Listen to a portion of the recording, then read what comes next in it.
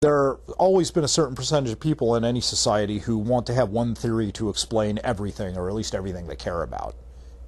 Now, these people can be religious, or they can be conspiracy theorists. I'm not saying all people who talk about conspiracies are that kind of conspiracy theorist or that kind of person. There's a reason, a basic psychological need that pushes people towards conspiracy theories. And I'm not saying like an individual psychological need. I mean, I think everybody's got this. The world can be a frightening and chaotic place because randomness and chaos are kind of scary. I think everybody finds chaos scary. I mean, it might be exciting for a brief period, but in general, people don't want to, look at the world and see chaos.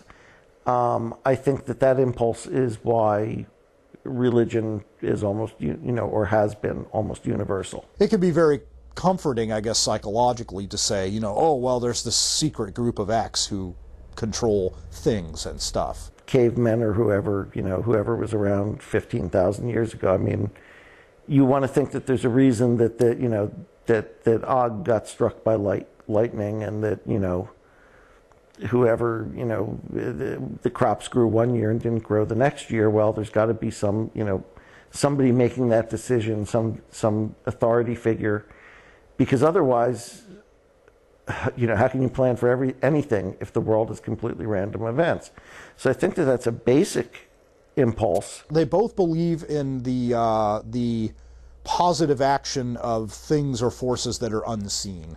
The idea of looking for some sort of religious organization. The Greeks with the whole pantheon of gods and all that, where one god, which was a kind of in some ways a better setup than monotheism, because in that setup you can explain.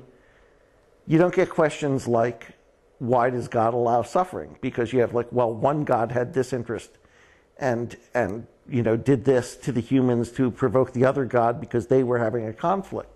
You can explain stuff a lot better with that particular bunch of fables than with the Old Testament. Another one is that they both play off of mythology.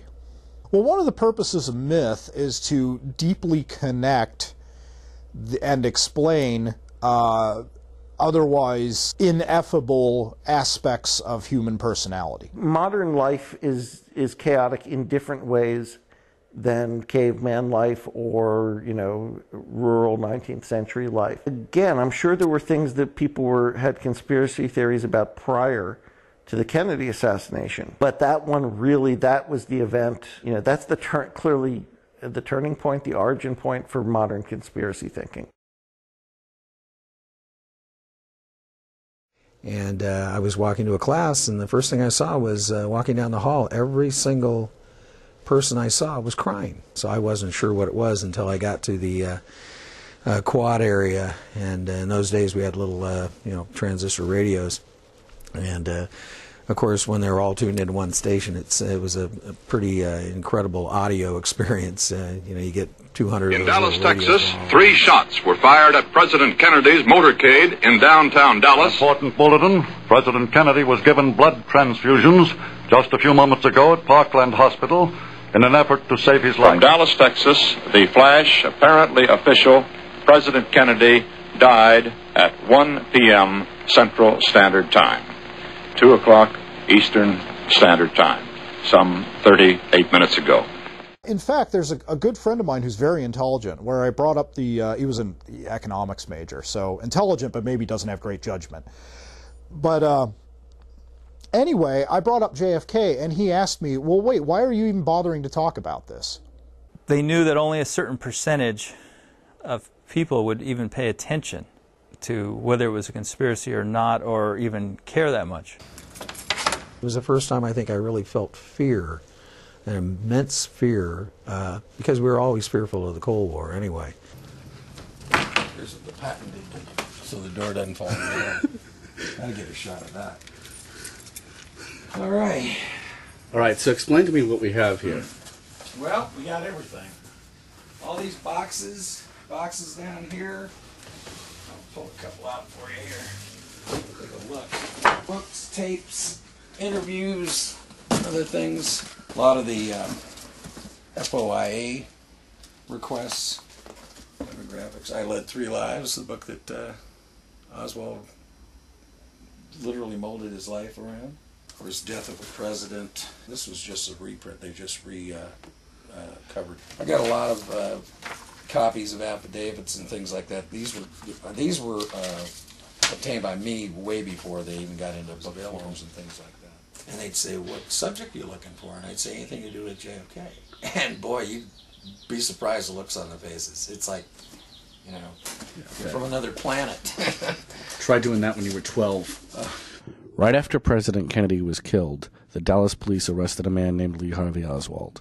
The police believed Oswald had killed the president, but they were not able to find out from him if he had done it or why he had done it, for Oswald himself was killed before he could tell what he knew. When I was 12, I stood in my school library and read these paragraphs to myself. I immediately had questions, for the whole thing made no sense. Why was Oswald killed? What happened? I went home and asked my mother. She said there was a lot of debate on the subject. She also said there was a film. That Saturday, while my father worked out across the street, I went to the library and found the rabbit hole. And I said, well, you know, if an American president was actually gunned down by a conspiracy, don't you think that's important? And he said, well, you know, it's ancient history. Gallery, a lot of these kind of skin magazines had a lot of interesting articles on them, and a lot of interesting pictures to boot. A lot of the tabloids and stuff I collected. The National Examiner. I've got a bunch of stuff too over in my parents' garage that I put up in rafters, probably another 20 boxes that size. So you've been collecting since it happened, basically. Oh yeah. The minute it happened. The thing is, though, it probably isn't ancient history, because if JFK was, in fact, gunned down by a conspiracy and not by a guy shooting the world's worst shoulder-fired weapon through a tree, you know, with magic bullets, if he was, in fact, gunned down by a conspiracy, then probably the people who gunned him down are still at large, probably still in positions of power, and probably still manipulating things behind the scenes. It only stands to reason. One day I was in this bookstore and I picked up an old copy of Playboy magazine, the Jim Garrison interview. The Garrison investigation interested me, although I was too young to really understand what the heck it was all about. But it interested me because it created such a buzz in the press at the time, most of it negative. But I always had this lingering suspicion about something really weird was going on here. So I picked up that interview and I took it home. And I started reading it before I went to bed.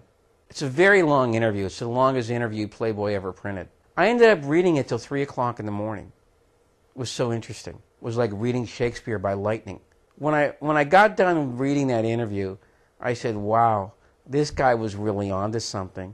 And now I think I know why they did what they did to him. So that was my rude awakening, you know, to whatever you want to call it, the world of deep politics or parapolitics or the stuff we don't see in the newspapers and on TV, that there really were invisible forces that most people don't know about or even think about or even dream about, okay, that really are at work affecting, you know, the political system that we supposedly live under.